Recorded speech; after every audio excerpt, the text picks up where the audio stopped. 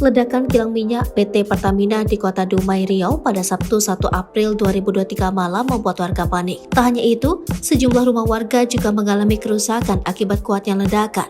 Bobby, warga Kelurahan Tanjung Palas, mengaku kaget saat mendengar ledakan tersebut. Pasalnya, getaran yang ditimbulkan sampai membuat kaca rumahnya pecah. Hal senada juga diungkapkan warga Kelurahan Jayabukti bernama Merianti. Saat itu ia baru pulang dari masjid untuk melaksanakan sholat tarawih. Merianti yang bersiap untuk tidur dikejutkan dengan suara dentuman keras. Menurut laporan Tribun Pekanbaru, getaran yang timbul akibat ledakan itu terasa hingga radius 7 km. Adapun ledakan di kilang minyak Pertamina ini terjadi sekitar pukul 22.30 waktu Indonesia Barat. Akibatnya 5 pekerja mengalami luka-luka dan langsung dilarikan ke rumah sakit. Pihak Pertamina sudah turun tangan untuk mengatasi insiden tersebut. Namun, penyebab ledakan belum diketahui karena masih dalam penyelidikan.